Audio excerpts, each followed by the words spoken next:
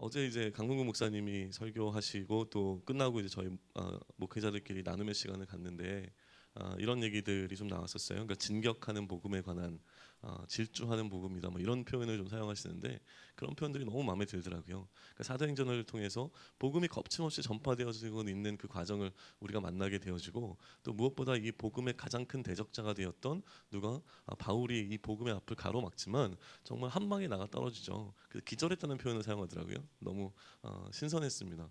복음을 막아서려고 했던 살기가 등등했던 바울이 이 복음과 맞닥뜨려지면서 완전히 한 방에 날아가서 기절해 버리죠. 그리고 나서 오히려 복음의 가장 적대적이었던 그 한 사람이 복음의 파트너가 되어지는 놀라운 역사가 일어납니다. 그리고 이제 오늘 본문을 살펴보시게 되면은요, 이제 사울이 그 다메섹에서 제자들과 함께 있고 또 거기서 또 복음을 전하는 모습을 발견하게 되어지는 것이 얼마나 감격스러운지 모르겠습니다. 오늘 본문 전체를 간단하게 요약하면 그렇습니다. 사울이 이제 다메섹에서 전도를 하는데요. 사실 오늘 이 사도행전은 나와 있지 않지만 갈라디아서를 보게 되면 이 내용이 조금 더 상세하게 기록이 되어 있어요. 그래서 다메섹에서 바울이 그 어디죠? 이 죄송합니다. 아라비아에 잠깐 갔다가요. 다시 다메섹으로 돌아와요. 그 다메섹에서 이제 복음을 전하다가 이 광주리에 달려서 이제 피신하는 장면이 나오죠. 그리고 나서 이제 예루살렘으로 가가지고 사도들을 만나기를 원했습니다. 사도들을 만났고 또 거기서 그 헬라파 유대인들의 회당에 있는 사람들과 또 논쟁을 벌이게 되는 걸로 이 스토리가 계속 이제 흘러가고 있는 것을 보여주죠. 그러나 그 가운데서 또 다시 복음을 향한 박해가 일어나 사울이 어디로 다소로 이제 도망하는 것으로 오늘 스토리는 좀 이어지는 것을 보실 수가 있을 것 같습니다. 한 세 가지로 좀 나누어서 간단하게 좀 살펴보고자 하는데요. 첫 번째는 과연 이런 박해가 복음의 확산을 막을 수 있을까? 만약에 박해가 복음의 확산을 막지 못한다면 왜 박해하는 가운데서 복음은 그의 걸음을 멈추지 아니하고 계속 질주해서 나갈 수 있었던 것일까에 관한 것을 좀 살펴보면 좋을 것 같습니다. 지금 박해의 원인은 무엇이냐면요. 사울은 박해를 하는 자였지 박해를 당하는 자는 아니었습니다. 그런데 지금 오히려 입장이 완전히 바뀌어서 사울이 박해를 받고 있는 이유는 무엇입니까? 그가 예수가 하나님의 아들이라고 증거했기 때문에 그렇습니다. 사실 이전까지 흐름을 보게 되면요, 예수가 하나님의 아들인 것을 증거하는 것보다 훨씬 더 강조되는 것은 무엇이냐면 그 예수님께서 그리스도라고 하는 사실을 강조해 왔어요. 근데 갑자기 여기서 이제 예수가 하나님의 아들이심을 증거하는 내용이 나와요. 그리고 나서 몇 절 한 두 절 내려가면 22절에 사울이 힘을 더 얻어 예수를 그리스도라 증언하여 라고 되어 있습니다. 그러니까 사실은 예수를 그리스도라고 증언하는 것에는요, 이 그리스도 대신 예수가 하나님의 아들이시다라고 하는 내용이 함께 포함되어져 있습니다. 왜냐하면 이제 다윗에게 주셨던 하나님의 언약 때문에 그런데요, 성전을 이제 건축하는 이야기가 나오잖아요. 근데 하나님께서 너희 씨 가운데서 성전을 이제 건축할 자를 세울 것이다. 근데 그 성전을 건축하는 자가 누구냐면 내 아들이다. 이렇게 얘기를 해주세요. 그래서 사실은 이것 때문에 예수님도 그 공회에 끌려가셔서 신문 받을 때 그 얘기했어요. 네가 정말 성전을 허물겠다고 얘기했느냐? 여기는 답변 안 하시지만 그러면 내가 하나님의 아들이냐 이렇게 묻거든요. 그러니까 결국은 성전을 허물고 다시 짓는다는 것은 성전을 지을 수 있는 자는 누굽니까? 하나님의 아들만이 성전을 다시 지을 수 있는 자가 되어지는 거예요. 그러니까 이게 문제가 되거든요. 그래서 지금 사울이 전하는 것은 이 예수님께서 그 하나님의 아들이시다라고는 하는 것과 이 하나님의 아들이신 예수가 바로 우리가 그렇게 기다려왔던 메시아 그리스도다. 라고 하는 것을 전파를 했습니다. 이렇게 전파를 하면 당연히 그 반응으로 나타나는 게 무엇입니까? 마음의 찔림을 받아 이를 갈고 대적자들이 등장하기 시작하죠. 그래서 이제 적재자들이 나오고 있는 모습을 우리는 보게 되어지는데요. 박해를 좀 받아 보셨습니까?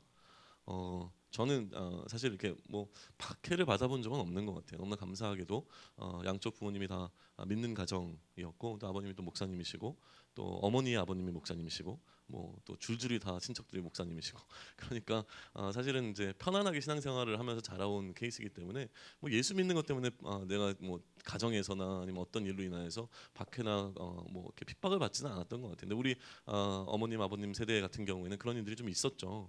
특히나 이제 어떤 것들이 가장 문제가 되어집니까? 뭐 제사 문제라든가 뭐 이런 것들로 인해서 가족 간에 좀 틀어지는 일들이 좀 있었을 것 같은데요. 그렇더라도 사실은 우리의 목숨을 걸고 우리 목숨을 위협할 만큼의 박해가 있는 시대는 사실 아닌 것 같습니다. 특히나 이제 한국 땅 같은 데서는 나름대로 복음의 자유가, 그러니까 종교의 자유가 있기 때문에 사실 이거에 대한 위협감이 그렇게 심하지는 않죠. 그래서 오히려 박해라기보다는 어떤 손해라고 하면 조금 더 와닿는 것 같습니다. 내가 예수를 그리스도로 고백하고 내가 그리스도인 것을 이 땅 가운데 살아가는 동안 선포했을 때에 내 삶 가운데서 내가 겪게 되는 어떤 손해들 그리고 어려움들 뭐 이런 것들이 사실은 우리에게 조금 더 와닿게 되는 것 같다는 좀 생각을 해봅니다.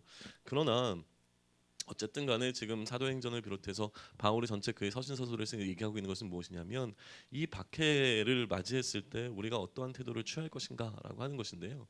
기본적으로는 이 박해 가운데서 기뻐하라고 이야기를 합니다. 왜냐하면 아까도 얘기했잖아요.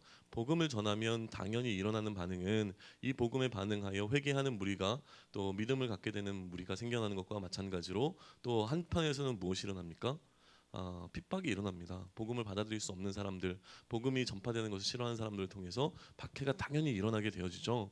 그러면 내가 그리스도인이라고 하는 것을 선포했을 때 나에게 주어지는 예수 그리스도의 이름으로 말미암아 내 앞에 놓여진 이 고난은 너무나 당연한 것이죠. 오히려 고난이 내 삶 가운데 그냥 어려움이 아니라요. 예수를 그리스도로 인정하고 살아가는 그 삶 가운데서 그것 때문에 겪게 되는 많은 어려움과 고난을 우리가 마주했을 때 오히려 우리는 기뻐할 수 있다는 거예요. 왜냐하면 우리가 그리스도인인 것이 너무나 명확하게 인정된 것입니다. 누구에게요? 우리의 대적자들에게. 그래서 우리를 못살게 굴기 시작하는 것이죠. 그래서 바울은 오히려 이 고난 가운데 본인은 기뻐한다라고 이야기를 합니다. 그리고 이 고난에 동참하는 개념은 어떻게 이야기하냐면요, 신비로운 연합으로 이야기를 해요. 사도행전에서는 구체적으로 나오지 않지만 바울의 전체적인 그의 구원에 관한 논리를 따져보게 되면 이 이야기가 나오는데요. 사울이 이제 다메섹 도상에서 예수님을 만났을 때 어떤 대화가 오고 갔는지 기억나십니까? 어, 내가 왜 핍박하느냐라고 했더니 누구십니까?라고 하죠. 그랬더니 나는 내가 핍박하는 예수다라고 얘기를 하시잖아요. 그런데 실제로 지금 바울이 핍박했던 자들은 누구였습니까?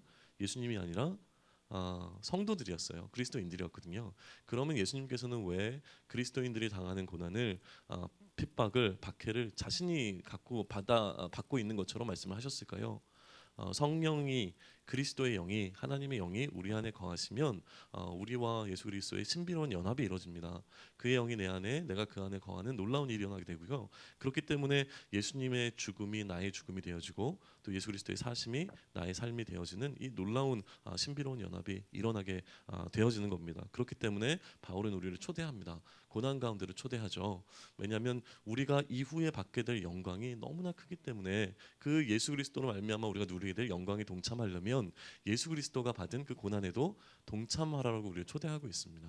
그렇기 때문에 그리스도인들이 맞이하게 되는 고난이라고 하는 것은 어쩌면 너무나 당연한 것이고 이 고난이 오히려 우리로 하여금 기뻐할 수 있는 이유가 된다라고 하는 것을 한번 짚고 넘어갑니다. 두 번째는요. 이런 생각을 한번 해봅니다. 우리가 갖고 있는 어떤 수치스러운 과거가 복음이 전파되어 나가는 과정 가운데서 거치는 돌이 될 수 있을까라는 생각을 좀 한번 해봤어요. 왜냐하면 지금 사울은 누구였습니까? 오히려 예수를 그리스도로 인정하는 자들을 박해하는 자였습니다. 그럼에도 불구하고 이제 완전히 다메섹 도상에서 부활하신 예수님을 만나고 나서 변화였잖아요. 변하고 났는데 과연 이렇게 할 수 있을까라는 생각을 한번 해봤어요. 이전까지 자기가 해왔던 짓들이 있잖아요.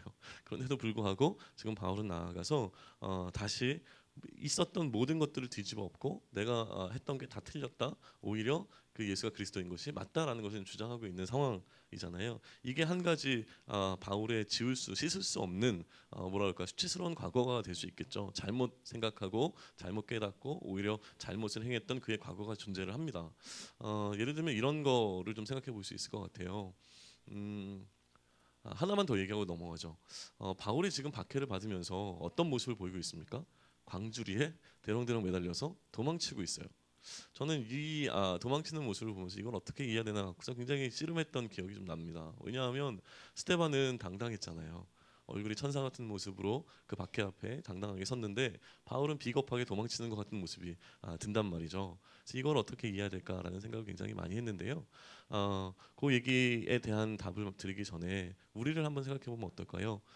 사실은 복음을 전하는 데 있어서요 모르는 사람에게 복음을 전하는 게 가장 쉽다는 생각을 한번 해봅니다. 왜냐하면 나를 너무나 잘 알고 있는 가족들이라든가 아니면 친척들에게 복음을 전하는 것이 굉장히 어려운 이유는 내가 이렇게 살았던 나의 삶 자체가 그들에게 본이 되어지지 않는 경우가 너무 많거든요. 저에게도 수치스러운 과거가 굉장히 많습니다. 이제 고등학교 동창들 뭐 아니면 그 이전부터 그 지내왔던 친구들을 만나게 되면 야 네가 목사 돼서 이런 얘기를 공통적으로 다 할 거예요. 다 그런 과거들이 있잖아요. 그 집에서 우리가 보여주는 모습은 또 어떻습니까? 또 이미 목사이지만 제가 여러분 앞에 서 있을 때의 모습과 집에서의 모습은 반드시 또 차이가 있을 거거든요. 그렇기 때문에 흔히 우스갯소리를 얘기하는 게 아내가 설교에 은혜 받기 제일 어렵다고 하잖아요. 그리고 또 설교한 것만큼만 살아라 뭐 이런 얘기 한다 그러잖아요. 이런 것과 마찬가지로 사실은 가까운 데 있는 사람들에게 우리가 보여지는 어떤 우리의 수치스러운 모습들, 불편한 모습들, 온전하지 못한 모습들이 우리가 복음을 전하는 것에 있어 거치는 돌이 될 수 있을까라는 것을 한번 생각을 해봅니다. 그런데 고린도 후서로 한번 넘어가실래요? 고린도 후서에 가시면은요. 바울이 이거에 관한 기록을 잠깐 좀 언급을 하고 있는 것을 발견할 수가 있어요. 고린도후서 11장인데요. 고린도서 11장 32절과 33절에 자기가 이 광주를 타고 들창문으로 성벽을 내려가 그 손에서 벗어났다라고 하는 것을 이야기하고 있는데 이 11장과 12장 계속 이어지는 것에 있어서 바울의 이야기하는 그 포커스는 뭐냐면 자신의 약함을 자랑하는 거예요. 내가 이렇게 약한데 나의 약함 가운데서 하나님이 강하게 나를 사용하셨고 하나님의 능력이 더 강하게 나타난다라고 하는 것을 쭉 이야기해 나가고 내가 자랑할 것이 무엇이냐면 나는 오히려 나의 약함을 자랑하겠다라고 하는 것을 바울이 얘기하고 있는 거예요. 한번 12장으로 넘어가셨어요. 12장 10절 한번 보실래요? 12장 10절을 우리 좀 한 목소리로 같이 한번 읽어볼까요? 시작. 그러므로 내가 그리스도를 위하여 약한 것들과 능욕과 궁핍과 박해와 공고를 기뻐하노니 이는 내가 약한 그때의 강함이라라고 하는 것으로 이야기합니다. 다시 얘기하면 바울은 참 어떻게 보면 연약한 부분들이 있었던 것, 또 그가 가지고 있었던 몸에 이제 뭐랄까 가시와 같은 것들을 제거해 주기를 굉장히 간절히 요구했는데 하나님께서 제거 안 해주셨거든요. 왜냐하면 그가 교만하지 않도록 하기 위하여서 하셨다 이렇게 본인은 이제 해석을 하고 있는 것이죠. 마찬가지로 우리의 약함이 오히려 우리가 가장 약하고 우리가 나를 드러내지 않을 때에 하나님은 우리를 통해서 더 강력하게 일하시고 계신다라고 하는 것을 우리는 여러 가지 케이스를 통해서 발견해낼 수 있고 성경의 많은 부분을 통해서 우리는 발견하게 되어지는 겁니다. 그래서 오히려 나의 연약함이 복음이 확산되어지는 것을 막아서는 것이 아니라 나의 연약함에도 불구하고 이 나의 연약함을 들어 사용하시는 하나님의 일하심을 오히려 기대하는 것이 더 맞다라고 하는 것입니다. 그런데 이런 생각도 좀 해볼 수 있을 것 같아요. 그렇게 심각하게 예수를 그리스도라고 증거하는 것을 반대했던 사람들 앞에 가장 그들 가운데 수장처럼 역할을 감당했던 바울이 찾아갔잖아요. 그러니까 헬라파 유대인들의 회당에 찾아갔을 때 그들 편에 있었잖아요. 바울은. 그리고 그들 가운데서 가장 강력한 한 사람 중에 한 사람이었을 겁니다. 근데 이 사울이 완전히 뒤집어져 가지고 그들 앞에 와서 내가 그렇게 핍박했던 예수가 진짜다. 예수가 진짜 그리스도라는 것을 전파했을 때 이 헬라파 유대인들의 회당에 있었던 사람들의 반응은 어떠한 것이 더 맞을까요? 좀 궁금해 할 수도 있지 않았을까 이런 생각을 좀 해봐요. 그렇게 뭐라 그럴까 온 자신의 혼신의 힘을 다하여서 예수를 그리스도로 인정하는 자들을 잡아 죽이던 그 자가 이제는 완전히 뒤집어졌잖아요. 그럼 한번 좀 궁금하게 생각할 수 있을 것 같고 그의 이야기를 들을 수 있을 것 같은데 지금 여전히 이 헬라파 유대인들은 완전히 그들의 마음이 닫혀 있는 것이 보여집니다. 왜 그랬을까라는 생각을 좀 한번 해봐요. 왜 그랬을까? 그거에 대한 이유는 무엇이냐면 이들은 십자가에 달린 그리스도를 상상할 수가 없습니다.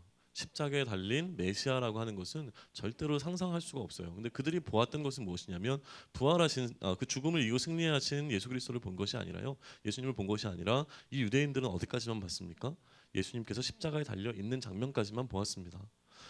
예수님께서 십자가에 달리셨다는 것은 하나님의 나무에 달린 자마다 하나님의 저주를 받았다고 했기 때문에 하나님의 저주를 받은 자가 결코 그들의 그리스도가 될 수 없었던 것이죠. 그래서 이들은 목숨을 걸고 정말로 그렇게 말도 안 되는 사람을 자꾸 메시아라고 그리스도라고 주장하는 사람들을 잡아 죽이는 일에 열심을 낼 수밖에 없었던 것으로 이해할 수가 있죠. 그렇게 해가지고 지금 결코 받아들일 수 없는 그 사실을 놓고 바울과 또 유대인들 간의 어떤 갈등이 지금 생겨나고 있는 것이 보여집니다. 그리고 나서 바울은 또다시 어디로 다소로 도망하는 모습을 보이면서 이제 오늘 본문은 마무리가 되어지는데요. 한 가지만 더 짚고 넘어가면 좋을 것 같아요. 이 전체 스토리를 쭉 살펴보면서요. 이런 생각이 좀 들었어요. 그러니까 바울을 생각하면 너무 감사해요, 사실은. 왜냐하면 저는 바울을 굉장히 사랑하는 한 사람입니다. 왜냐하면 바울 때문에 예수 그리스도의 사랑이 이해가 되었고, 바울 때문에 구원이 무엇인지에 대한 이해가 분명해졌습니다. 왜냐하면 바울이 이야기하고 있는 것이 저에게 깨달음을 주었거든요. 바울이 이야기하고 있는 예수 그리스도의 십자가 사건과 바울이 이야기하고 있는 예수 그리스도의 부활이 저에게는 너무나 와닿았기 때문에 저는 바울에게 너무나 큰 도움을 받았습니다. 그렇기 때문에 바울을 높이고 싶은 생각이 있어요. 또 이 바울이 이방인의 사도였잖아요. 그래서 바울이 이렇게 열심히 목숨 걸고 사역했기 때문에 어떻게 보면 복음이 오늘 우리에게까지 그러니까 전해졌기 때문에 바울에게 굉장히 고마운 마음을 가질 수가 있는 것이 어떻게 보면 당연하다고 하는 것이죠. 그런데요, 한번 이런 생각 한번 해보실 수 있을까요? 이 바울이 지금 바울 되게 하는 데 있어서의 결정적인 역할을 했던 사람은 누구일 것 같습니까? 네, 몇 사람들이 떠오르실 거예요. 또 오늘 본문 같은 경우는 이제 바나바도 들 수 있죠. 바나바가 소위 이렇게 표현으로는 안 나오지만 멱살 잡고 강권적으로 끌고 제자들 앞에 가가지고 제자들과 이렇게 대화를 나누는 장면도 나오거든요. 계속 또 바나바가 돕잖아요. 그런 걸 수도 있고 또 바울 뭐 다양한 사람들이 바울을 바울되게 만들었을 것 같은데 저는 오히려 스테반이 떠오릅니다.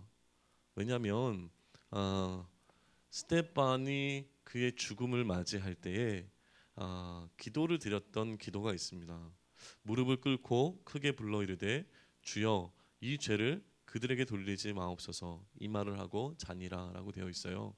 만약에 스테반이 자신을 죽이는 무리들에 대해서 용서를 구하는 이 기도를 하지 않았다면 과연 이 스테반의 죽음에 어느 정도 책임이 있는 사울이 여전히 살아 있을 수 있을까? 왜냐하면 이 초대교회 시대에는 성령을 거스르는 자들은 즉사하던 시절이었잖아요. 아나니아와 삽비라 사건을 바라봐도 그렇고 하나님께서는 이들을 멸하실 수 있었을 겁니다. 그들을 징벌하실 수도 있었을 거고요. 그런데 지금 이 스테반의 기도의 응답이 마치 바울인 것처럼 느껴진다고 하는 거예요.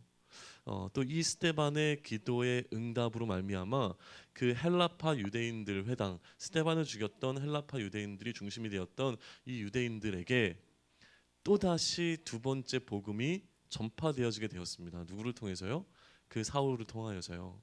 이런 모습을 보게 되면 너무나 감사하다고 하는 것이죠. 과연 우리가 받는 박해를 당하는 그 순간에 우리를 힘들게 하고 우리를 고난 가운데 빠뜨리는 그 사람을 위해서 기도할 수 있겠는가라고 하는 것을 좀 생각해 보시면 좋을 것 같습니다.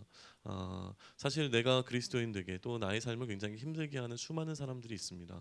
그러나 그 사람들에게 우리가 지금은 어떻게 될지 모르지만 그 사람들을 용서하고 또 그 사람들을 위해서 기도할 때에 우리의 기도의 응답이 지금 사울을 바울되게 하고 이 바울이 이방인들에게 복음을 전하며 또 스테반을 죽인 그 결정적인 역할을 했던 사람들에게조차 그 예수 그리스도의 사랑의 복음을 다시 전하는 것과 마찬가지인 이러한 복음의 전파가 이루어지게 될 거라고 하는 것이죠. 그렇게 오늘 이 아침에 우리 함께 기도할 때에 우리 마음 가운데 용서치 못하는 자들을 생각하며 기도할 수 있으면 좋겠습니다. 우리가 어디까지 용서할 수 있겠습니까? 나의 생명을 앗아간 자들은 아니잖아요. 그런데 스데반은 자신의 생명을 앗아간 그들을 위해서 기도했고 그 기도의 응답으로 바울이라고 하는 한 탁월한 정말 복음에 있어서 빠질 수 없는 든든한 파트너가 탄생하게 되었다는 생각을 한번 해보게 됩니다. 그렇게 우리 이 시간 오늘 이 아침 기도하는 시간이 되면 좋겠습니다. 같이 기도하겠습니다. 하나님 가장 하나님 앞에 적대적이었던 한 사람을 하나님은 변화시키셨고 예수 그리스도로 말미암아 완전히 그의 삶을 뒤집어 놓으셔서 박해자였던 그 한 사람이 이제는 박해를 받는 자가 되었고 그런 박해 가운데서도 여전히 복음 들고 나아가 정말로 많은 사람들에게 예수가 그리스도임을 선포하고 있는 모습을 보게 되어집니다. 하나님 특별히 이것이 우리에게 감사가 되어지는 것은 이러한 복음으로 인하여서 우리가 지금 이 자리에 나와 하나님의 임재 앞에 설 수 있는 자들이 되었음을 깨닫기 때문에 그렇습니다. 그러나 하나님 이 아침에 우리가 또 한 번 생각하는 것은 여전히 그리스도인 된 우리들의 삶 가운데 수많은 어려움들은 존재하고 너무나 당연하게 고난과 어려움들이 우리 앞을 가로막고 있는데 하나님 그렇게 하는 많은 사람들 앞에서 우리는 그들을 어떻게 품어야 하겠습니까? 하나님 우리 마음 가운데 여전히 용서치 못하고 우리 마음 가운데 여전히 그들을 향한 불편한 마음들이 있다면 이 아침에 함께 기도하며 나아갈 수 있게 하나님 마음을 열어주시길 원합니다. 특별히 하나님 가족들을 위해서 기도할 수 있게 하여 주시옵소서. 믿지 않는 자들 정말 생명의 문제입니다. 하나님 그 생명 붙잡고 씨름하며 기도할 수 있게 하시고 또한 우리 주변에 있는 사랑하는 많은 자들을 기억하며 그들에게 복음을 전하기 위하여 내가 할 수 있는 것이 무엇인지를 이 새벽에 다시 한번 묵상할 수 있는 오늘이 될 수 있도록 하나님 축복하여 주시옵소서. 이 모든 말씀 우리 주 예수 그리스도의 이름으로 기도드렸사옵나이다. 아멘. 하늘에 계신 우리 아버지여 이름이 거룩히 여김을 받으시오며 나라의 임하옵시며 뜻이 하늘에서 이룬 것 같이 땅에서 이루어지이다.